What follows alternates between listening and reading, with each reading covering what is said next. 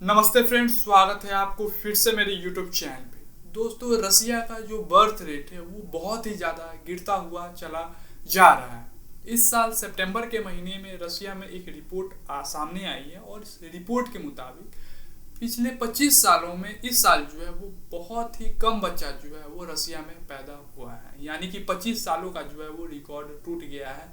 इस साल जो है वो रसिया में बहुत ही कम बच्चे जो है वो जन्म लिए हैं। देखिए, रसिया का जो बर्थ रेट है वो है 1.5 चिल्ड्रन पर वुमेन। अगर कंपेयर करें यूएसए यानी कि अमेरिका से, तो अमेरिका में 1.8 चिल्ड्रन पर वुमेन है और पॉपुलेशन को सस्टेन करने के लिए जो है वो 2.1 चिल्ड्रन पर वुमेन होने चाहिए, तभी जो है वो पॉपुलेशन जो है वो सस्टेन मेंटेन रह सकती है।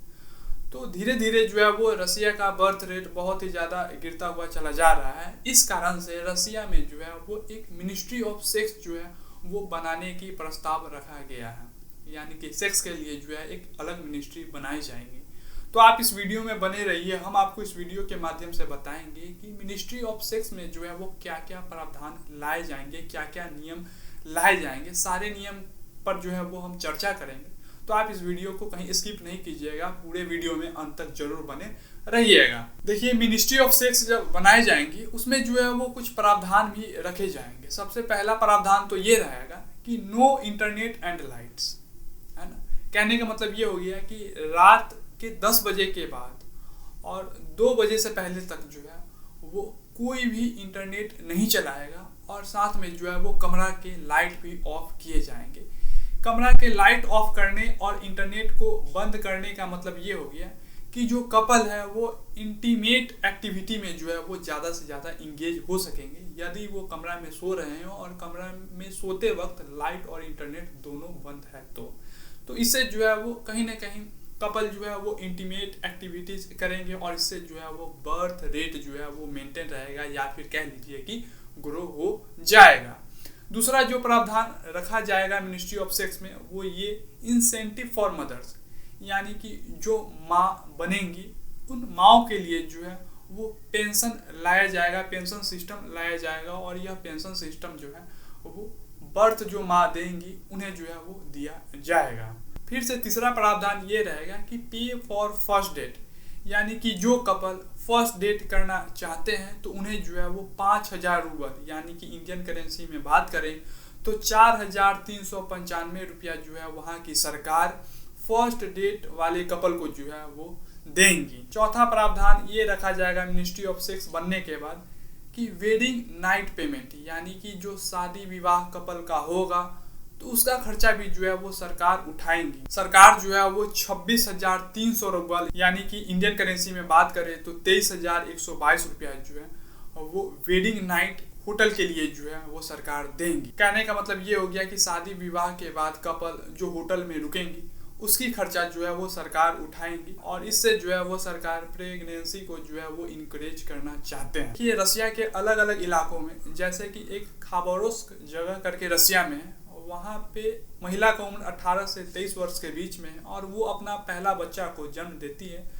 तो सरकार उन्हें जो है वो भारतीय करेंसी के रूप में अगर बताएं हम आपको तो 97,311 रुपया देती हैं। वहीं पे चेल्याबिंस्क जगह करके हैं, वहाँ पे अगर पहला बच्चा महिला जन्म देती है तो सरकार वहाँ पे जो है वो 9,19,052 रुपया कंपनसेशन के तौर पे, मेंटेन के तौर पे जो है वो सरकार देती है। देखिए, ये जो करेंसी हम बताए हैं वो भारतीय करेंसी के रूप में हम आपको बताए हैं समझाने के लिए। इसके अलावे रसिया में जो महिला सरकारी कर्मचारी हैं उन सारे महिला से जो है वो सरकार अजीबो गरीब सवाल करते हैं। ये हमारे लिए अजीबो गरीब सवाल है, लेकिन वहाँ के लिए जो है यह ऑथेंटिक सवाल है। यह सवाल क्या है वो आप समझ लीजिए। देखिए, वहाँ के सरकारी कर्मचारी से सरकार क्या क्या सवाल पूछती है वो हम आपको कुछ बता देते हैं। At what age did you start having sex, कहने का मतलब ये है कि सरकार वहाँ के सरकारी महिला कर्मचारी से ये पूछती है कि आप जो है वो पहली बार कब सेक्स किए थे। दूसरा सवाल ये पूछा जाता है वहाँ के सरकारी महिला कर्मचारी से कि do you use hormonal contraception, यानी कि आप जो है वो कभी भी बर्थ कंट्रोल पिल जो है वो लिए हैं या फिर नहीं लिए। इन सारे चीज़ों पे जो है वहाँ पे सवाल किया जाता है। तीसरा सवाल ये रहता है कि do you suffer from infertility, क्या आप जो है वो कभी भी इनफर्टिलिटी जैसे समस्या से जो है वो सामना किए हैं, जूझे हैं क्या? ये तीसरा सवाल रहती है। चौथा सवाल ये रहता है कि have you ever been pregnant, if so how many times.